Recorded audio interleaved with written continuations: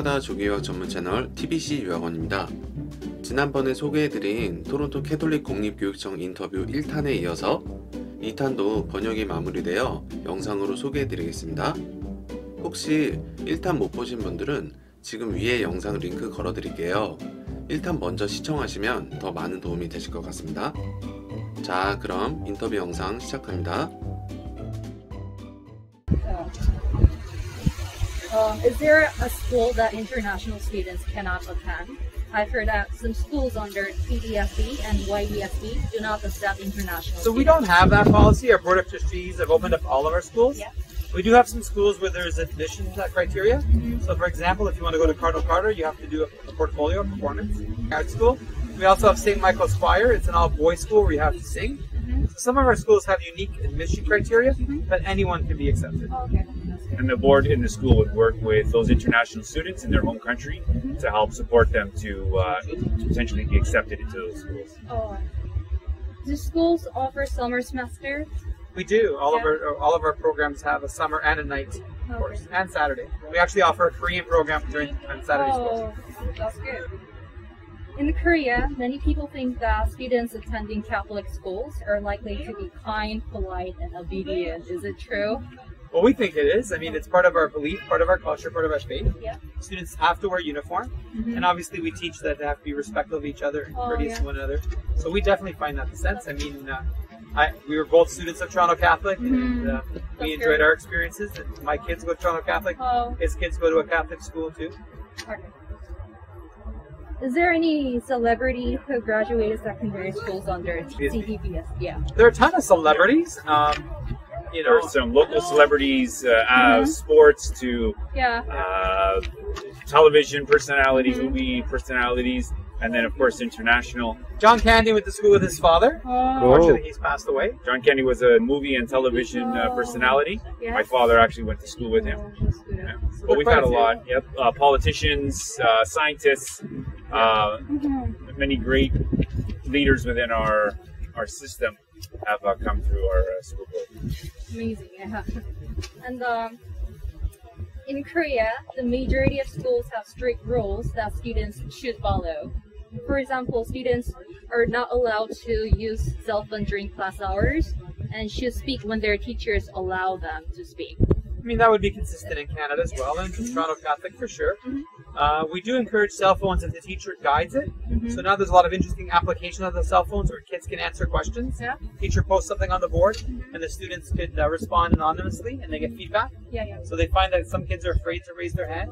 This allows them to respond to questions, get feedback without feeling embarrassed. So some of the teachers do allow phones, but again, only for academic. And then Translation piece. translation. Parents like it with the students for safety reasons. So do schools offer a Wi-Fi service for students? Totally. Yep. Yeah. Every school has TCDSB Wi-Fi. Yep. And actually now, with new study at home, many students are being provided Wi-Fi to study from home if they don't have it. Is it mandatory to attend the worship? No, they're all invitational. So masses are invitational. There are celebrations at the school level. We had a Thanksgiving one today. Most kids attend only because their friends are there, No. and it's quite interesting. I mean, they talk about the season. They talk about being thankful and things like that. So most kids do attend, but definitely invitational. And it's a great opportunity for the school community to get together, to be as one, to grow together. With morals, values, or discuss and so on. So it's just a positive event. The next question is, as marijuana is illegal in Korea, many parents are asking about school rules regarding smoking tobacco or weed. So designated substances, whether it's marijuana or whether it's alcohol, are controlled in Ontario, which means you have to be at a certain age, which is 18. They need to be consumed in private.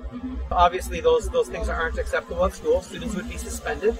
They are not allowed to have any of those substances at school, nor be under their influence. In Ontario, you have to be 18 first and foremost. And at school, you can't be under influence or you'll be suspended. So besides the fact they're not allowed to have it, all those things are 18 and over. And off-school property. Oh, that's good. Do students need to pay extra fee for school club activities? Because in case a student wants to join in an ice hockey club, does he or she need to buy all the equipment by herself? Or So it's a fee for service. So they would have to pay whatever a local student pays. So some schools they can share those equipment. For example, for football, they'd be able to use the school helmet, the school pads, and things like that. For hockey, most kids have their own equipment, so they have to buy their own. So whatever a local student would do, they would have to do the same. But if they played volleyball, they wouldn't have to buy anything. There'd be a small fee of like $50 for a shirt they keep and for referee fees. So depending on the sport, the fee changes. Most expensive being hockey. Least expensive probably being something like volleyball or soccer. But our schools have golf, our schools have swimming, all those kind of things. So obviously, if you're on the golf club, then you have to pay green fees and things like that. So not a large fee, but it's basically called fee for service. So whatever we pay is what the student pays. And some schools will have fundraising within the athletic department or any of the other clubs to help subsidize for students who may find it difficult to pay the full amount. So and there's many free clubs too, like there's photography club, there's all different debating clubs, those would have no fee. Could you tell me common characteristics of Korean students? Some parents are asking about overall reputation about Korean students. We've been quite impressed. I mean, Toronto's been fortunate to have Koreans coming over for at least 30 years. Some of our schools just north here, like Brave Up and St. Joseph's, have quite a few Korean students. Mathematically exceptional, strong students. Very reserved, very hardworking, very conscientious.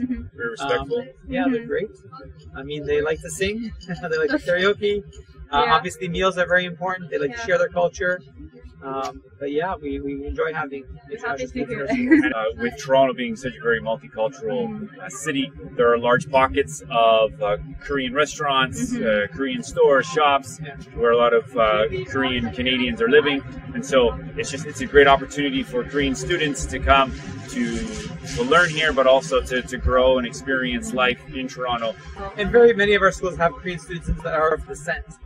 So it's not common if you go to Brave Up or St. Joe's, where there'll be 30 or 40 Koreans that are actually living in Canada. So that's nice for them to see. Yeah. The last question. Could you give any advice for future international students who want to study in Canada? Well, we'll each give some. I mean, I would say it's really important to practice your spoken English. So many students that get here are afraid of speaking, afraid of communicating. Watch some TV in English, make an English speaking friend. And the more you can practice it, the better it's going to become. Most Korean students have no difficulty reading. It's expressing themselves orally. And so if you have a friend that you can speak English to, and try not to speak Korean at school. The more you can speak English at your homestay, the more you can speak English at school, the better it'll be to pick up the language skills. That's true. And then when they're here, my advice would be to get involved, find all the different clubs and groups and organizations that are happening within the school or in the school community. That way, they're not feeling isolated, they're not feeling alone. They can make friends. It's a great opportunity for them to practice with their spoken English, but also just to see what life is. Get a full enrichment of their time here while they're studying. And our department is here to help. And if their parents want some exposure, hopefully next summer or the summer after, we'll offer camps again. So kids will have the opportunity to come over for 3 to 4 weeks, experience the culture, meet some English-speaking friends, and to see what it's like before they actually come for a semester or for a year. Okay, that's perfect. Thank you. Nice. Thank you very much. Thank you. Alex. Thank you. And Stefano. Thank you so much. 잘 보셨나요? 저희가 1탄에서 교육청에 대해 설명해 드린 부분과 교육청 관계자분들이 직접 설명해 주신 내용을 같이 보신다면 토론토 캐톨릭 공립교육청의 특징을 정말 잘 알게 되실 거라고 봅니다. 코로나임에도 불구하고 인터뷰 영상 제작에 큰 도움을 주신 저희 TBC 유학원 가족분들께 정말 감사드립니다.